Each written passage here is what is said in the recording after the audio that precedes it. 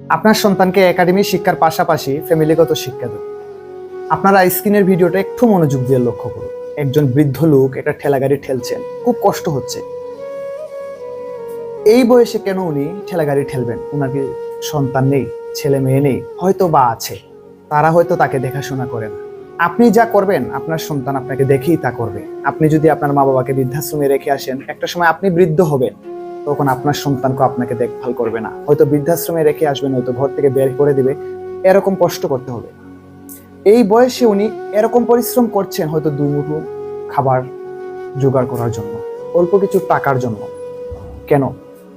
আমার কথাটুকু শুনতে হয়তো খারাপ লাগবে আপনাদের কাছে, কিন্তু এটাই বাস্তব। আমরা কিছু কিছু মানুষ অনেক লোভী, ছেলে মেয়েদেরকে সুশিক্ষায় শিক্ষিত করি না। খুব ছোট থাকতেই ছেলে মেয়েদেরকে চায়ের দোকানে, বাঙালির দোকানে দিন মজুরের কাজে লাগিয়ে দিই। আপনি যদি আপনার সন্তানটাকে লেখাপড়া করিয়ে তারপর আপনার ফ্যামিলিগত শিক্ষা দিয়ে বড় করতেন, তাহলে আপনার এই অবস্থা হতো না।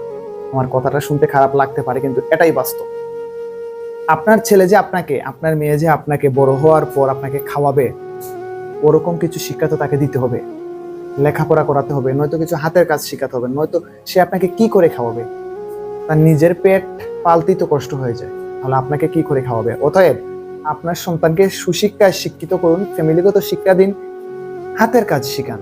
যদি সে লেখাপড়ায় অমনোযোগী থাকে, তাকে হাতের কাজ শিখান, যে হাতের কাজটা করলে একটা সময় আপনাকে সে দেখভাল করতে পারে।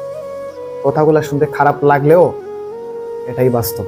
আর স্ক্রিনের ভিডিও তাদের লক্ষ্য করেছেন, একজন ভদ্রলোক সেই বৃদ্ধ লোকটাকে কিছু টাকা পয়সা দিয়েছে, ভ্যান গাড়িটা ধাক্কা দিয়ে রাস্তার উপরে উঠিয়ে দিয়েছে। ওই ভাইকে আমার পক্ষ থেকে সেলুট। আসলে আমাদের সমাজে এরকম লোকজন আছে বলেই হয়তো এরকম কিছু কিছু বৃদ্ধ লোক, কিছু কিছু অসহায় লোক আজও বেঁচে আছেন, নয়তো তারা না খেয়ে মারা যেত।